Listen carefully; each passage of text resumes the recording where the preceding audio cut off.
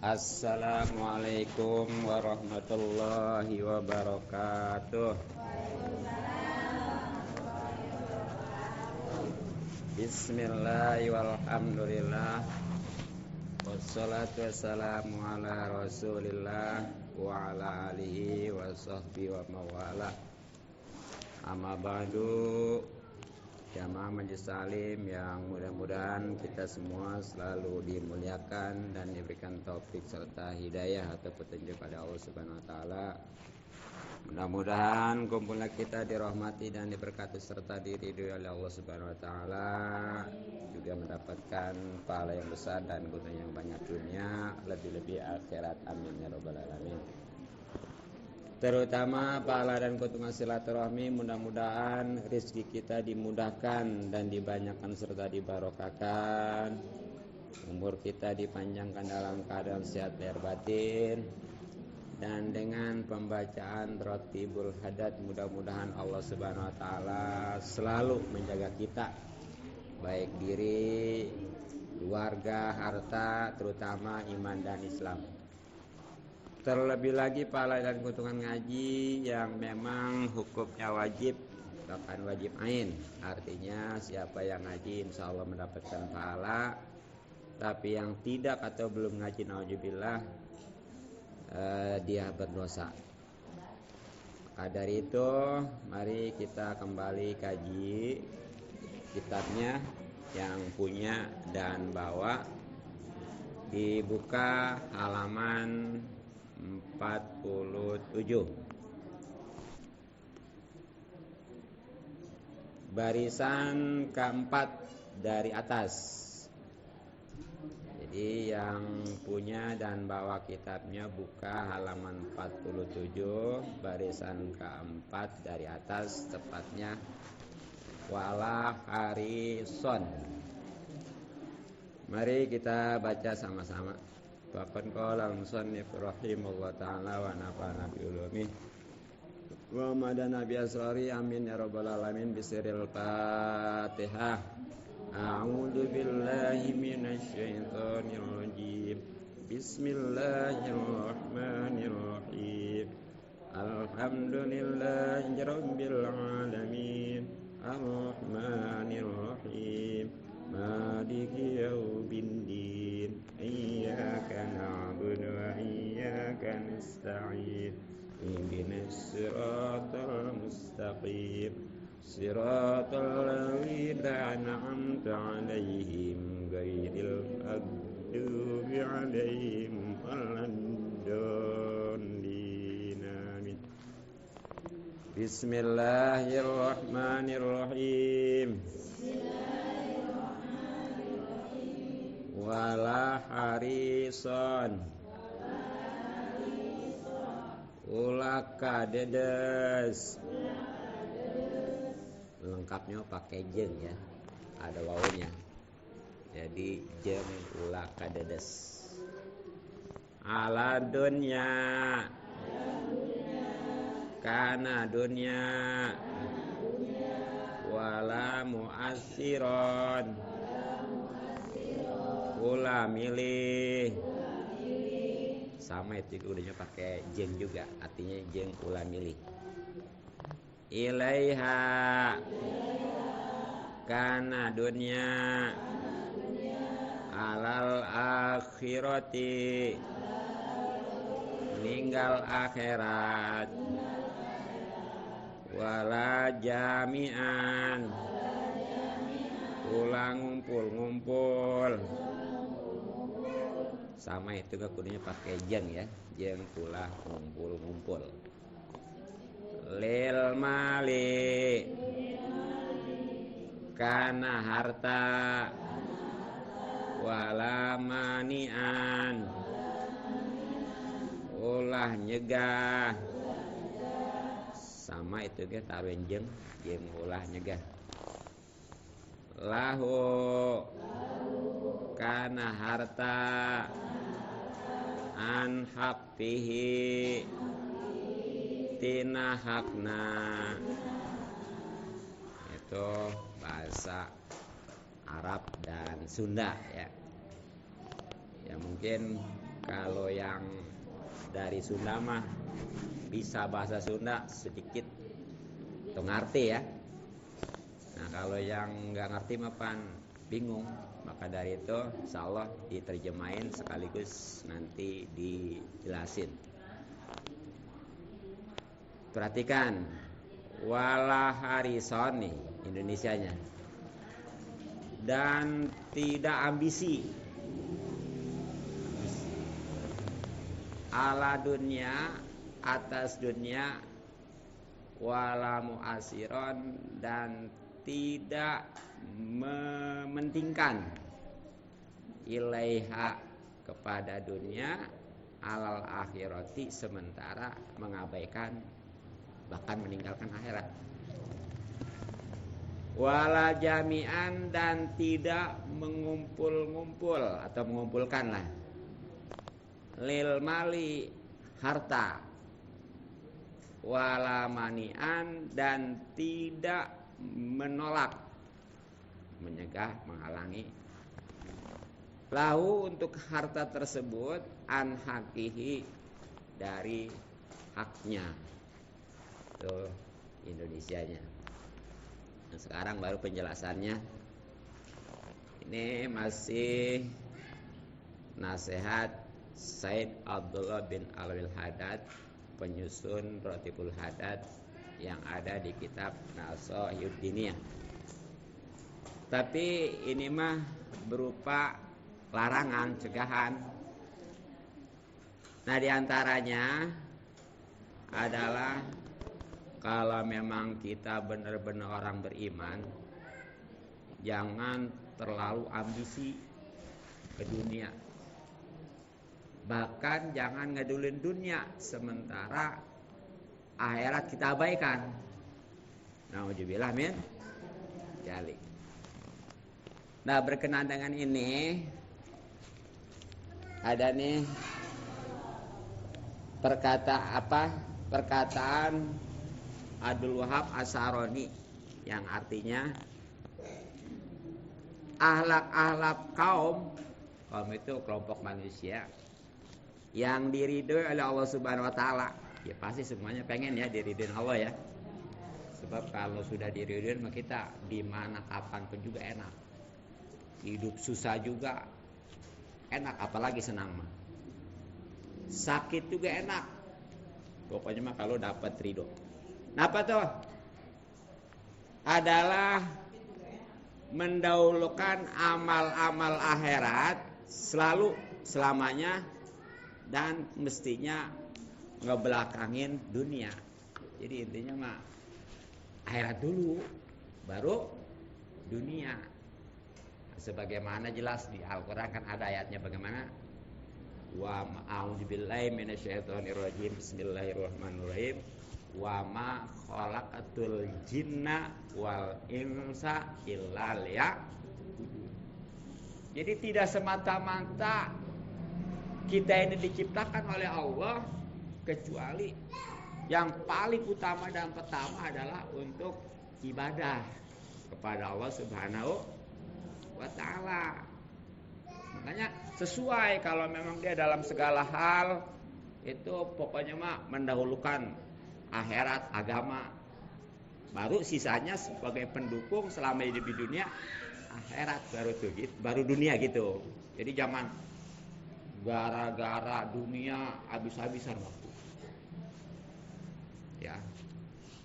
Sebaliknya jadi justru akhirat jadi sisanya. Sekali lagi mestinya akhirat dulu baru dunia.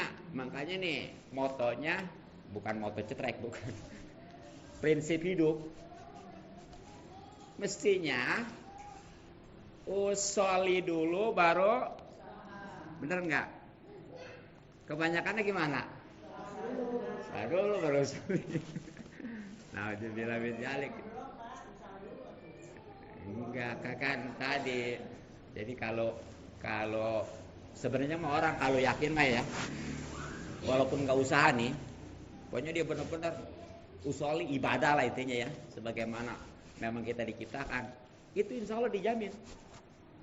Jadi rezeki makan kemarin udah semiskin apapun dia, Kalau memang belum saatnya mati, ada aja rezeki mah ya.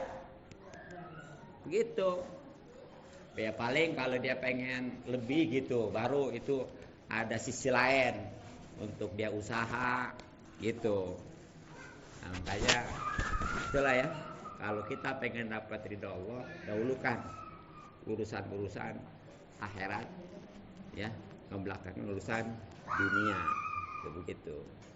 Makanya kalau orang-orang dulu mah nih, orang-orang yang diridhoi Allah dulu mah kalau habis subuh tuh ya, ya pokoknya mah zikir ini itu terus dijalanin tuh. Termasuk habis subuh tuh ya, dipakai waktu berkat tuh. Tapi orang sekarang gimana? Waktu subuh udah di pasar. Bener? Iya, yang warung istilahnya yang dagang gitu ya.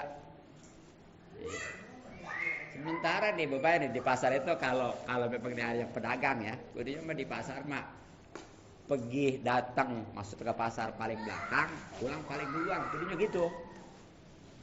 Ini makan pergi paling duluan, pulang paling belakang ya orang pedagang situ. Nih terutama nih kalau kita belanja yang walaupun kita nggak dagang ya, dari rumah kudu diagendain beli apa gitu ya, 1, 2 kudu di target. Jangan banyak lah, ntar soalnya apa aja yang beli. Itu kalau duit masih ada, pengennya beli aja, bener nggak? Di pasar maunya gitu, kudunya gitu. Target dari rumah nih, beli A, B, C, D. Udah, kalau udah cukup, udah. Jangan diselin. Ntar apa aja yang beli di sana, udah lah. Emang yang namanya pasar Pak, istilahnya setan, nggak mau tahu. Orang sebenar apapun tetap di pasar. Ya, tuh. Jadi, wah itu ya. Jangan sampai itu, bodohnya mah benar itu namanya buktinya orang nggak mementingkan akhirat malah dunia. Bahkan nih di dalam hikam Ibnu Athaillah ya, berkata yang artinya kurang lebih gini, kesungguhan pada apa-apa yang telah Allah Ta'ala jamin dan kelalaian pada apa-apa yang Allah Ta'ala tuntut merupakan bukti atas lenyapnya basiroh ataupun kepekaan hati gitu ya. Jadi dengan kata lain bodoh lah, nauzubillah ya. Jadi nih di dunia ini ada yang dijamin oleh Allah, ada yang dituntut oleh Allah. Yang dijamin itu berupa dunia, benar nggak? Dijamin. Sedangkan yang dituntut apa? Ibadah. Jadi sekali lagi, yang dijamin adalah dunia, yang dituntut adalah ibadah. Nah mestinya nih, kalau yang dijamin mah udah, bagaimana Allah serahin gitu ya. Yang penting mah yang dituntut tuh kita sholat, puasa, pokoknya ibadah kita pentingkan. Insya Allah nanti akhirat memang dunia memang dijamin. Tapi sayangnya kenyataannya nih orang karena kurang yakin atau gimana ya, gelapnya hati. Nauzubillah. Itu kebanyakan rata-rata habis-habisan waktunya, tenaganya, pikirannya buat dunia yang padahal udah dijamin. Sementara akhirat, agama yang dituntut diabaikan. Nah itulah bukti kebodohan seseorang. Nauzubillah men. Jangan sampai itu kayak gitu ya. Nih. Jadi ya walaupun memang sebenarnya mah urusan dunia juga bisa kita kemas jadi agama, entarnya jadi pahala, gitu ya. Ya seperti gini, orang nih dagang, kerja, ataupun apalah yang bisa menghasilkan, tujuannya buat ngenafkahin keluarga. Nah itu jadi pahala, ya. jadi pahala. Kalau memang benar itu caranya, dia insya Allah halal. Apalagi kalau memang dia ibadahnya nggak ketinggalan, berkah insya Allah. Sedikit juga cukup, apalagi banyak. Itu kalau memang dia bisa ngemas. Makanya kan, tapi kenyataannya gimana? Ya kalau memang udah dunia mah dunia aja udah nggak peduli. Yang namanya ibadah mah gitu ya. Terutama ngaji ini, naudzubillah men. Jalik udah nggak terpikirkan gitu. Nah itu urusan dunia, bisa jadi agama berpahala kalau bisa menyikapinya. Tapi ini sebaliknya, urusan akhirat, urusan agama, kalau nggak bisa ngemasnya, kalau nggak bisa menyikapinya, itu nggak jadi pahala, bahkan bisa jadi dosa. Seperti gimana contohnya nih? Sedekah itu urusan agama kan diperintahkan. Kalau sedekah dapat pahala, insya catatannya ikhlas, benar-benar nggak mengharapkan balasan dan lain sebagainya. Insya Allah pahala utuh, hati plong, rezeki juga bakalan mudah, karena bakal diganti oleh Allah Subhanahu Wa Taala. Tapi karena kurang ilmu nggak bisa nyikapin, sedekahnya mah. Tapi ada maunya, kan sekarang rame nih, musim apa? Musim calon lurah, musim pilkada ya. Iya, pada lawyer itu. Oh, dikumpulin sengaja, ayo kumpul. Bener nggak? Kasih ini, kasih itu ya. Yang mana juga nggak mau kalah jadinya ya, bakal menjadi persaingan.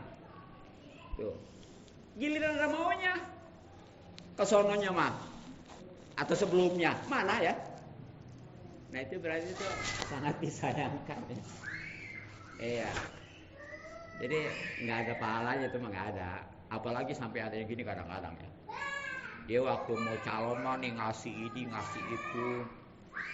Kemudian begitu udah calon nggak jadi. Wah diambilin lagi. Ada itu.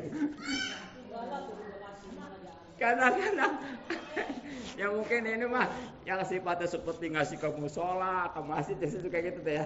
Ada itu ceritanya ya dulu tuh. Waktu zaman pilkada itu ditarikin itu segala karpet segala apa ya. Oh itu mah.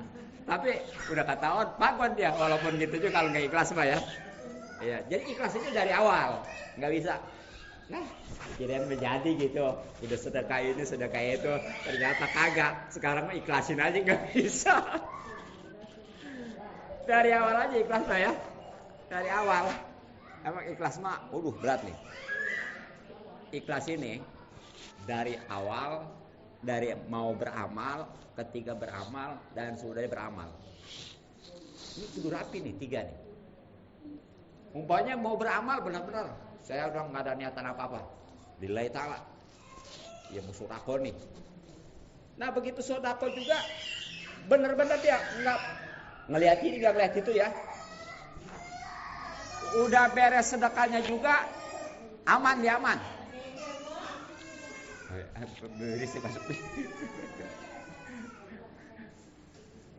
Tapi kan ada gini kadang-kadang nih. Awalnya dia niat benar-benar lah pokoknya mah nanti kalau musim calon mau sedekah lah. Tapi itu nggak ikhlas sudah awalnya ya. Sana juga nggak ada apa-apa, tapi begitu dia sedekah ada orang yang istilahnya bisa diharapkan simpatinya. Akhirnya dia karena si anu. Berarti ketika beramalnya nggak ikhlas. Nah ada lagi nih, awalnya niatnya ikhlas. Ketika dia udah lagi beramal juga ikhlas, nggak karena siapa-siapa. Tapi setelah beramalnya nih dia kadang-kadang gini, karena nggak jadi tadi tuh ya. Pokoknya mah lah mau diambilin atau diomongin nih, atau yang umumnya seperti gini nih, kita nggak bantuin tetangga nih atau saudara ya. Iya. Awalnya nggak pengen ngarepin balasan, nggak pengen apa. Ketika sedekah benar-benar lillahi ta'ala. Tapi begitu ketika kita butuh nih bantuan orang itu yang saudara kita atau tetangga kita yang pernah dibantuin, dia nggak ngebantuin. Ngoceh kan ya? dasar. Juga gitu kan? Dulu mah saya dia butuh apa saya penuhin, giliran sekarang saya mah begini nih. Asal udah kata dasar udah jelek. Itu awalnya ikhlas, ketika beramal ikhlas, tapi ujung-ujungnya nggak jadi juga pahala.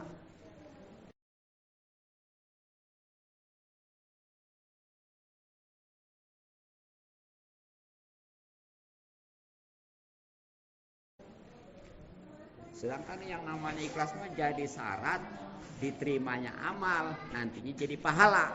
Tuh ya. Hati-hati. Nah, kemudian tadi di antara sifat orang yang beriman mestinya nih, laki-laki maupun perempuan, adalah jangan ngumpul-ngumpulin harta. Bagaimana nih? Sedangkan ada yang nabung segala apa ya. Ini kalau memang tujuannya buat dunia. Ya. Kalau tujuannya buat dunia. Tapi kalau tujuannya buat agama mah nggak apa-apa. Contoh, nih. Saya rajin usaha, dagang, kerja. Saya kumpulin nih harta, tujuannya apa? Satu, nanti kalau memang saya udah bisa mah banyak kan bisa munggah haji ya. Bisa umroh ya. Iya, jadi ngumpulin itu tujuannya buat ibadah haji dan umroh tujuannya. Nggak apa-apa itu mah. Bukannya saya ngumpulin buat beli mobil, salah. Ya itu mah kalau udah umroh mah kalau udah lebih mah tuh gampang beli mobil beli apa ya. Yang penting tujuan utamanya adalah buat agama. Jadi di sini yang dimaksud nggak boleh ini adalah ngumpulinnya hanya buat dunia aja. Nah, itu di sini ada nih ya bahwa kata Ibrahim bin Adam nih yang terjemahannya tidak sempurna dia itu menempati tempatnya orang-orang fakir kecuali dengan menolak dunia dan tidak mendahulukan dirinya pada dunia atas saudara-saudaranya. Jadi artinya gini, orang itu nggak bakal, jadi masalah makom orang fakir ini luar biasa nantinya ya. Ini orang fakir nanti bakal di akhirat masuk surganya lebih dulu 500 tahun daripada orang kaya. Orang miskin nih. Jadi orang miskin udah enak-enakan nih. Di surga 500 tahun baru jol aja orang kaya. Itu perbedaannya. Tapi di sini yang miskinnya ibadah. Jadi gini, orang miskin ibadah, orang kaya ibadah. Nah ini di akhirat nanti duluan orang miskin 500 tahun masuk surga, baru orang kaya. Karena apa? Orang kaya ini banyak yang dihisapnya. Yang ditimbang kan kayak kita mau ke luar negeri ya, masuk bandara tuh. Dicek pan tuh, periksa ini, periksa itu kan ada lama ya. Kayak gitu tuh logikanya. Orang miskin mau bawa apa kan ya? Nggak ada yang dicek, nggak ada yang diperiksa gitu kan? Itu begitu logikanya. Iya, tapi ini ingat kalau sama-sama ibadah. Tapi kalau gini mana? Orang miskin nggak ibadah, orang kaya ibadah. Atau dulu orang kaya itu mah. Begitu. Ini kalau dibandingkan orang kaya misal sama ibadah, baru tuh orang miskin duluan. Nah makanya nih, para nabi yang jumlahnya 120.000 itu yang paling akhir masuk surga, nabi yang paling kaya nabi apa? Nabi Sulaiman tuh. Nabi Sulaiman bakalan paling terakhir masuk surga. Di kalangan sahabat nih, khususnya yang udah dijamin masuk surga 10, itu yang paling kaya ada namanya Abdurrahman bin Auf. Tuh paling terakhir masuk surganya. Tapi ini sekali lagi dibandingkan para nabi, dibandingkan para sahabat. Ya walaupun pokoknya dia orang kaya juga seperti Nabi Sulaiman, kalau dibandingkan sama kita maka tetap aja. Jadi ingat tadi, kalau sama-sama ibadah nih orang miskin sama orang kaya. Nah itu orang miskin lebih dulu masuk surga 500 tahun baru orang kaya. Karena orang kaya mau diperiksa ini, periksa itu gitu ya. Nah tapi ini ingat nih, walaupun orang kaya, kalau memang dia dermawan,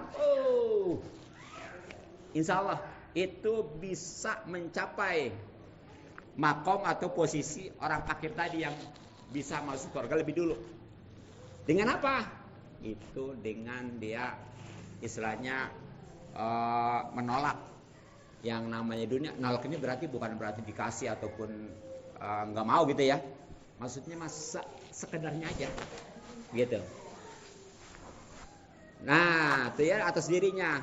Nah kecuali ini tadi, kalau memang dia nerimanya ngumpulin diusahainnya buat hal-hal yang menyangkut agama seperti apa tadi, buat berangkat haji kan kalau udah punya menak ya, atau kalau memang udah ada mah biar bisa buat santunan ya, bisa buat membantu orang miskin ya, nggak apa-apa itu mah. Jadi nggak boleh mah ini ngumpulin begitu-begitu aja,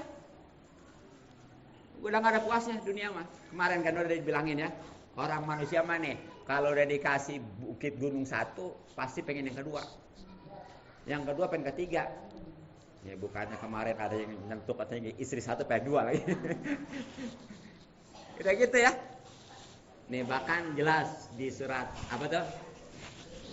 Al-Kausar apal mungkin semua ya. Nih.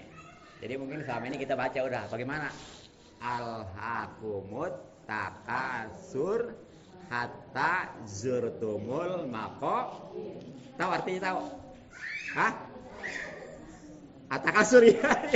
At-takasur maaf ya, bukan Al-Kausar ya. Al-Kausar mah ina ya. Yang bagus ya. Jadi bukannya Al-Kausar, At-takasur ya. Al-Kausar mah ina teh atau ada Al-Kausar ya benar ya. Tuh di situ tuh al-hakumut telah melalaikan kalian sehingga nantinya bakal terjumus nih. Apa tuh?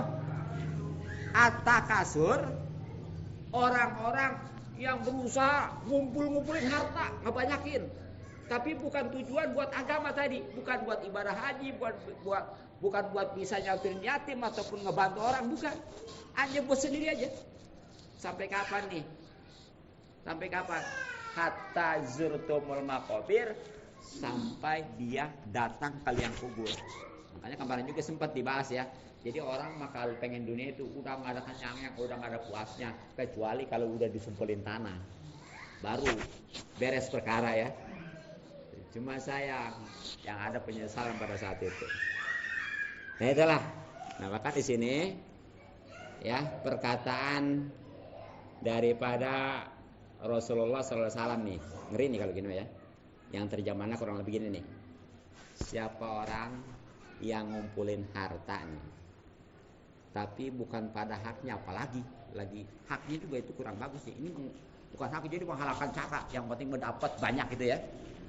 Maka nauzubillah, dia itu akan dikuasai oleh Allah Subhanahu wa taala dengan air dan tanah. Artinya apa? Jadinya begini mah udah kalau belum mati mah udah dibudakin aja. Dibudakin apa, ngumpulin, nyari, ngumpulin, ngebanyakin harta gitu ya.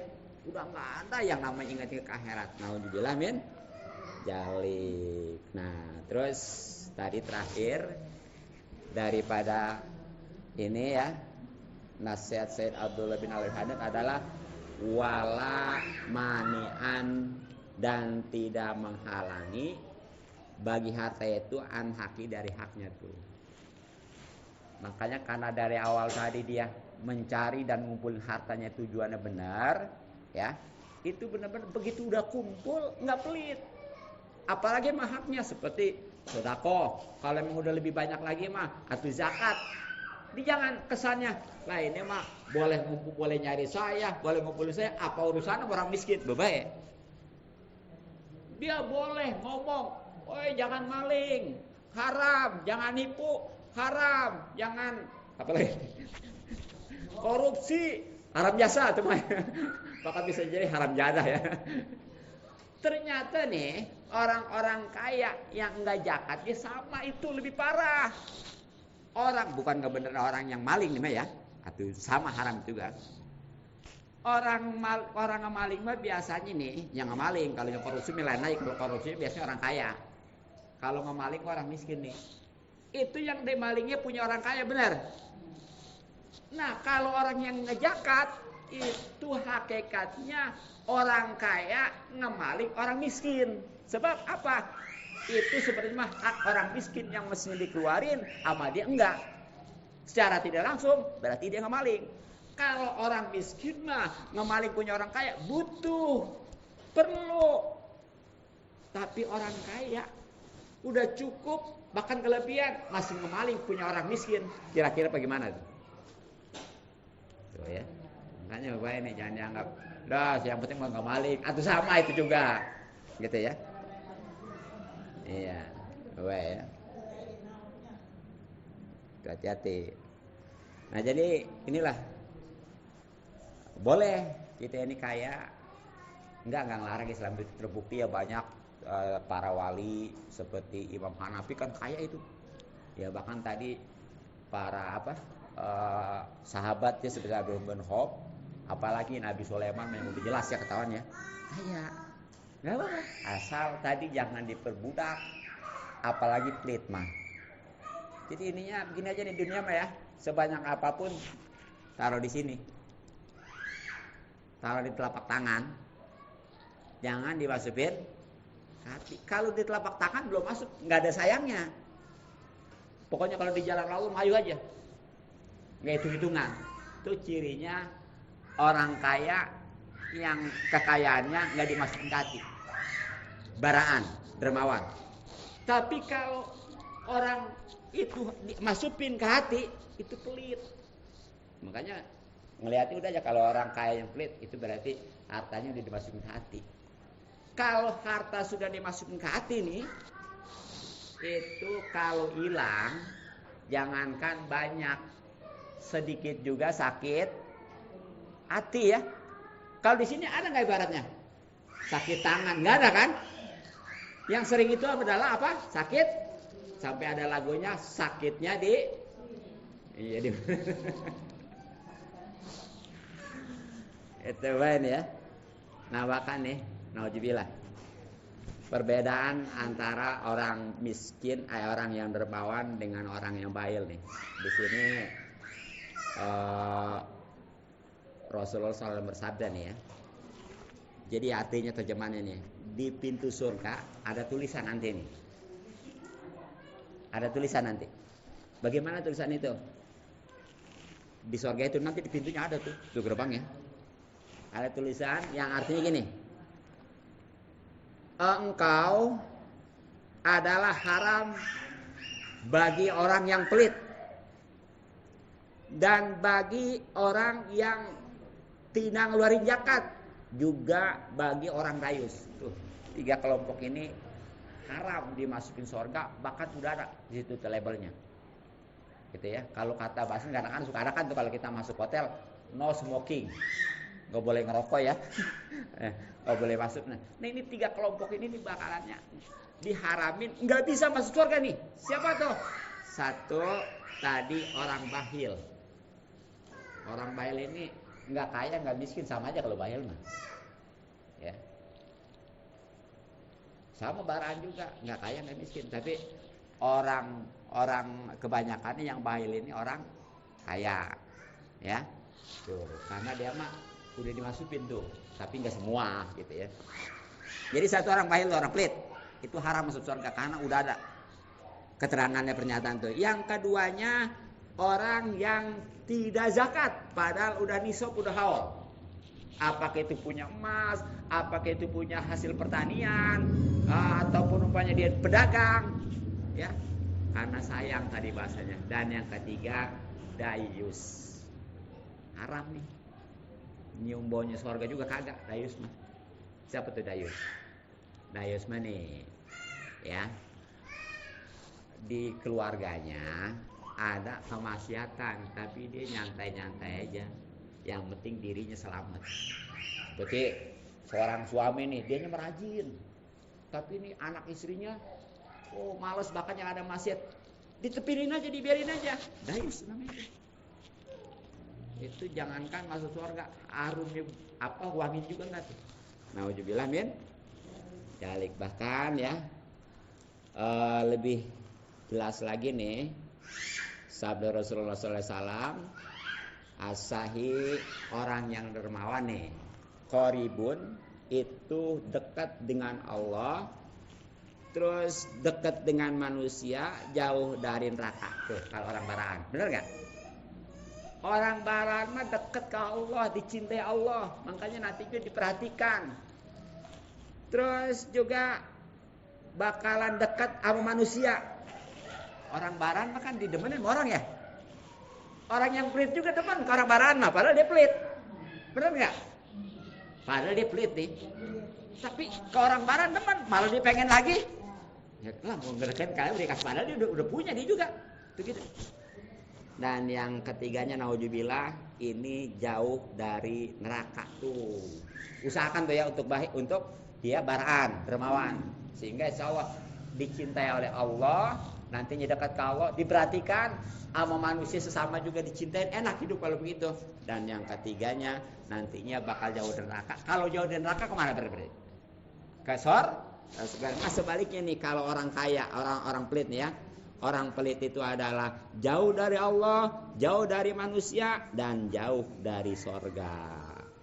Jadi sebaliknya kalau orang pelit mah nih nanti bakalannya sama Allah jauh, dibenci, nggak diperhatikan, bahkan dikutuk, disumpahin. Sama manusia juga begitu tadi ya. Orang pelit juga ngedemen ke orang pelit mah, bener nggak? Padahal pelit dia, tapi nggak demen orang pelit. Dan yang terutama nanti di akhirat, naudzubillah ya, nih orang yang pelit itu bakalan jauh dari neraka, jauh dari sorga. Kalau jauh dari sorga berarti kemana? Ke neraka. Naudzubillah min. Nah, makanya kesimpulannya ya, di dunia ini mah kita boleh nyari dunia ya, harta, dengan catatan jangan melalaikan akhirat. Jadi sisanya akhirat, udah ibadah benar-benar terutama yang wajib, baru cari dunia.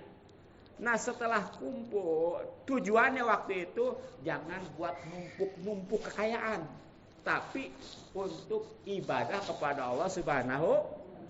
Terutama ketika udah kumpul, jangan pelit, harus barahan insya, karena orang pelit mah jauh dari Allah, jauh dari manusia, dan jauh dari apa? Sorga, berarti ke neraka.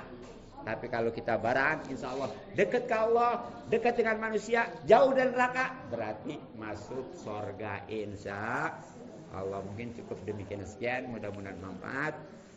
Mohon maaf dan maklum. Subhanallah bihamdik, asyhadu an la ilaha illa anta astaghfiruka wa atubu ilaik. Assalamualaikum warahmatullahi wabarakatuh.